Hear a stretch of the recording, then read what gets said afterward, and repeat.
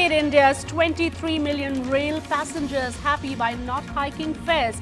As a stark departure from the norm followed by all rail ministers, he refrained from announcing any new trains in his speech, causing some disappointment there. But the stock markets gave him a thumbs down for hiking freight rates. Hello and welcome to this special show on the railway budget. I'm Shweta Rajpal-Kohli and we discuss if Rail Minister Suresh Prabhu delivered a big bang rail budget as per expectations or not, and is there a blueprint out there to bring the railways back on track. First, a quick look at the highlights. Well, no hike in passenger fares, which was welcomed by everyone, but no new trains, which was a bit of a surprise coming in from his speech. 8.5 lakh crores of investment in the next 5 years. That's a big figure out there. Hike in freight rates, which we will debate and talk about. A big focus there on the Prime Minister's cleanliness drive, Swachh Railways. 17,000 new bio toilets, again a figure that is really being talked about. 4 months advance ticketing as against the current 2 months, and Wi-Fi at 400 railway stations. Just some of the key highlights of that very important budget speech that he made earlier in the morning today. But first, let's bring you quick political reactions from across the spectrum to his railway budget. Was it a budget? What was it then? I think ye Prabhu ki Maya. You know what is Prabhu ki Maya? Yes. Maya is All illusion. Maya is something which is illusion.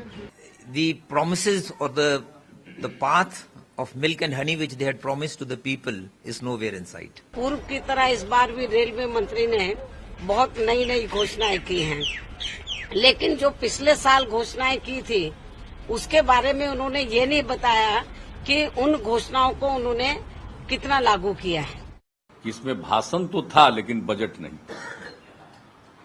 मैंने rail का डिब्बा तो था लेकिन उसमें passenger नहीं था.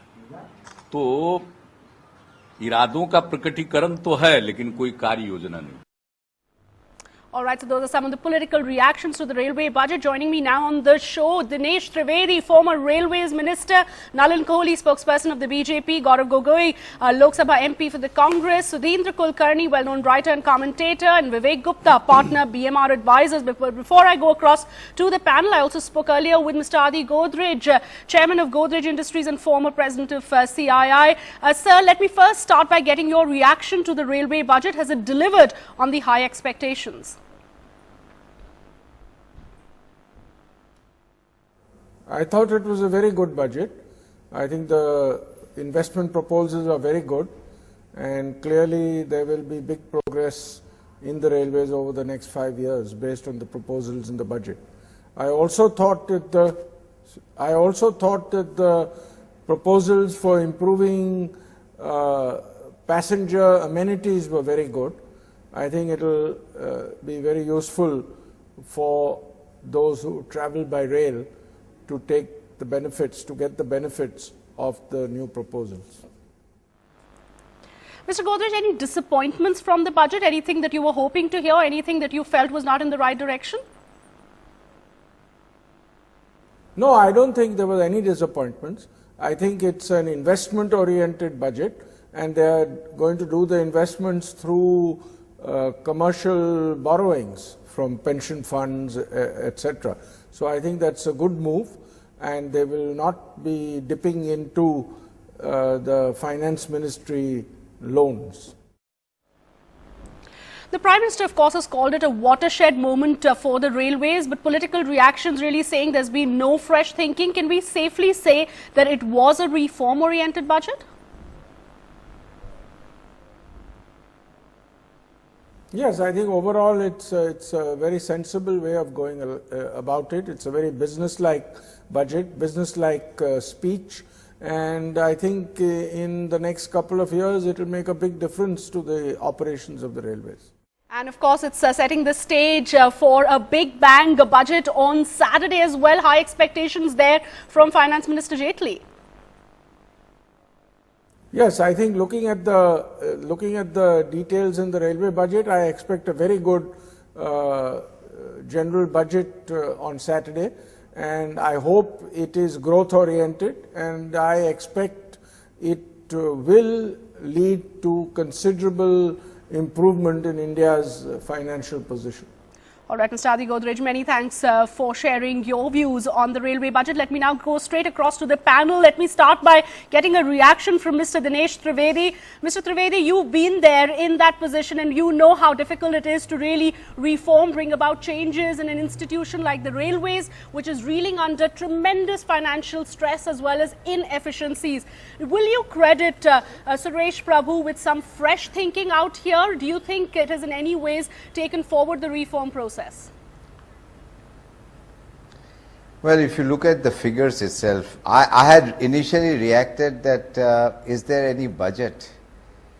Because if you look at the figures, that figures itself are so contradictory. And it just reflects a mind which is actually, otherwise I know Suresh Prabhu a good friend, but somehow I find a mind which is confused. Because even as per the minister's targeted operating ratio of almost 89% doesn't leave you much money. It leaves you only maybe 11% for any kind of improvement. Leave aside plowing back, even if you want to make sure that your assets which are depreciated, and if you want to renew that asset, there is no money even for renewing the asset. So your figure itself tells you that what you have done is just nothing but a bunch of confusion. Okay. And I'm not adding it. The figure itself tells, and my disappointment is I really expected, because Prabhu is a very capable person and a good friend of mine. So this budget leaves everything open. 50% of the resource, you're talking about PPP, pension fund, insurance fund. So are you saying too many announcements but too little detail? You haven't been able to get the fine print on how he intends to implement it? No, is there a doubt there on that 8.5 lakh crore figure? No, I have no doubt that you can't get it. Simple as that. If I had a doubt, I would have been happy. But the fact is, in 5 years, 8.5 crore with this little budgetary support from the government, and if you are saying that we are going to replow, we are going to make a lot of money, it cannot happen. Your figures itself says from last year to this year, your passenger revenue is going down. Your cargo revenue is going down. Right. Where are you going to get your revenues from? Mr. Trivedi, a quick word. I will go across to the others on the panel, but a quick word on how he believes he will be able to raise that money. He says that he will be talking to pension funds. He's already in touch with multilateral agencies like the World Bank, the ADB, and that proposals are already being worked out. Do you find that convincing enough? You see, we are at the crossroad of 7th pay commission. That itself is going to take away 20,000-30,000 crore a year. I was listening to Mr. Godrej, who is a friend of mine. I just would like to ask him that whether his FICCI or CII member would at all consider investing any money in Indian Railways. Okay, that's a good point I want to take forward to Nalin Kohli, yeah, sir. Sure. If you could just hold your thought, because it's a very, very important point that you've raised, and if I could get Nalin Kohli to answer that.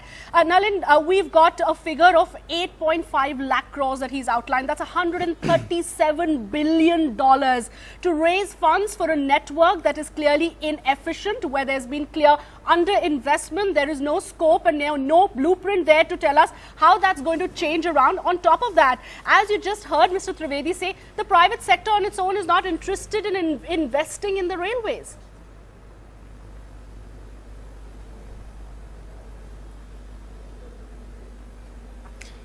Well, there are many points to make, Shweta. The first is the private sector in this country was looking for investment opportunities outside India just a few months ago, and certainly a few years ago.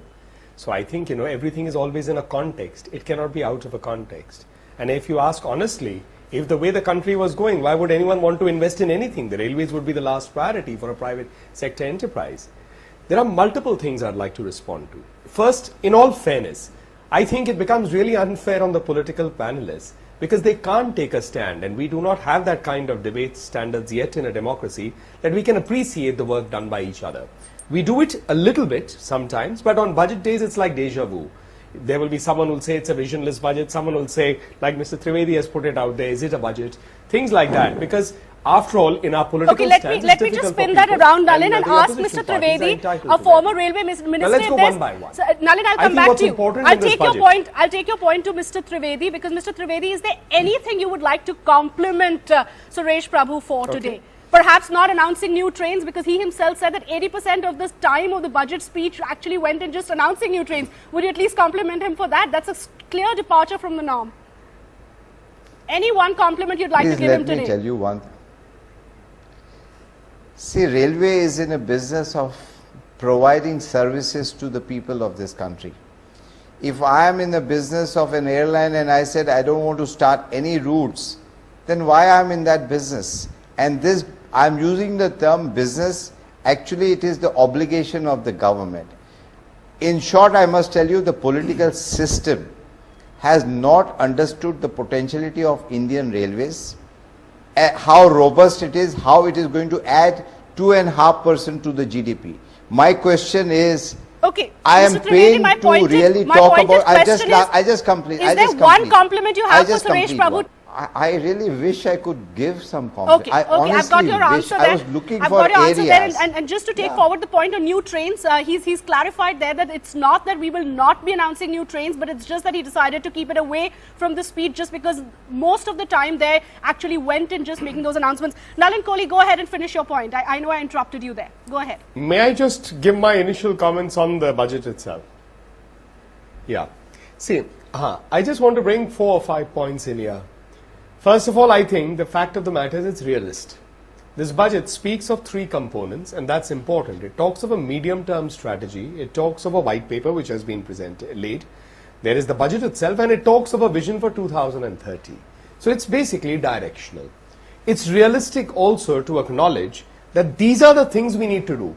In fact, it's a sad commentary on where we brought the railways to.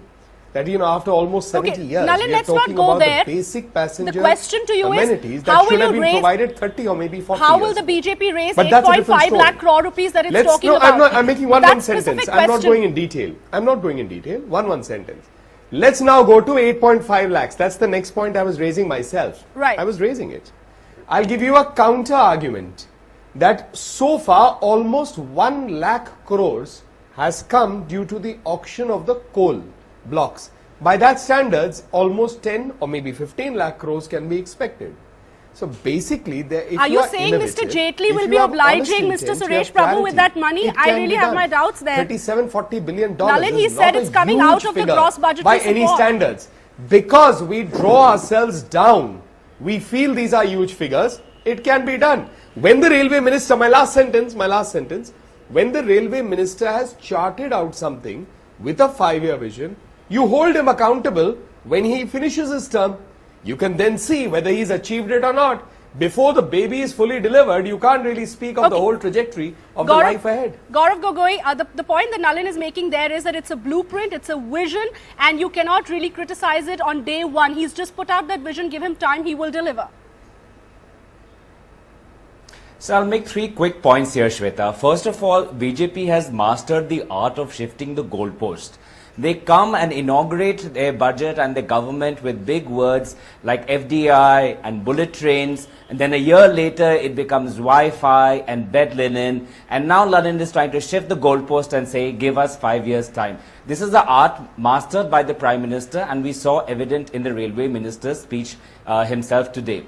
Secondly, if you study railway projects and railway departments in the whole world, and you see in those countries where railways ministry is performing effectively, you would see that the role of the government is large. 70% of the railway annual budget comes from the government itself, if you do a cursory study of railway budgets across the world. But what did we see here today? We saw that the government budgetary support is only 40,000 crores, and the rest, around close to 50 to 55,000 crores, is being dependent upon the private sector and the external sector. Now here lies in 2 main traps. If you depend too much on market borrowings and loan, then you are just pushing the future generation into a huge debt trap. Okay. Secondly, if you are dependent so much upon the private sector will not fulfill the social obligations of the railway department, which is to connect the remote and isolated areas such as those in Jammu and Northeast India. I don't think a private sector will venture into an area where there's no commercial viability. Let me take that point forward to Sudhindra Kulkarni and Vivek Gupta. Sudhindra Kulkarni, I have to ask you a very pointed question on the fact that this has been a very customer-friendly budget, a passenger-oriented budget. The fact that he's actually refrained from raising passenger fares may be seen as a positive by the people, but it's actually a populist move which will further send the railway's financial position tumbling. Because on one hand, you're raising freight rates and you're subsidizing passenger rates by raising freight. But what happens when you raise freights? You make it more and more uncompetitive, the railways, when you're losing market share already to the road sector. See, this is a very good budget that Suresh Prabhu has presented. Let's get some basic facts about the crisis before Indian Railways. One is that it is severely resource crunched. Internal generation of resources is not the way to modernize and expand railways. The central government cannot provide budgetary support beyond a certain limit, whether it's a Congress government or a BJP government. And therefore, innovative resource mobilization is the only way out. Right. There is broad agreement, whether it is Mamata Banerjee or Trivedi ji, that Indian Railways Kulkarni, my need question is something to the extent of 8.5 lakh crore rupees. While that is all right, should you not use listen this to this opportunity? one point. Mr. Kulkarni, should he have not used this opportunity in the year one of the government, a majority government, when he doesn't need to toe the populist line, to actually take some bold moves, like maybe even hiking passenger fares? Why hike freight you are absolutely mistaken. You are absolutely mistaken. Hiking passenger fares will not yield even 5% of what the railways need. 8.5 lakh crores is the requirement for the next 5 years. Vivek Gupta, partner BMR advisors, last year invested 8.5 lakh crores in just 1 year. Okay, let me take that point forward to Vivek between Gupta. India and China. These It proves my point that the government needs to step up its investment. Okay, I'm just going to get a business perspective there. Vivek Gupta, partner BMR advisors, we've got this point going now that he's put out a very, very ambitious figure of 8.5 lakh crore rupees, $137 billion to be invested in the railways over the next 5 years. Is it too ambitious? Can his plans actually fructify? See, the first step that a good CEO has to take, and that is what Mr. Prabhu has done, is to outline a vision. So for the first time in the rail budget, we have a definite vision. A vision to recognize that the vicious cycle of underinvestment must go away. A vision to recognize that external funding needs to be raised, whether it's debt funding or funding from multilateral agencies.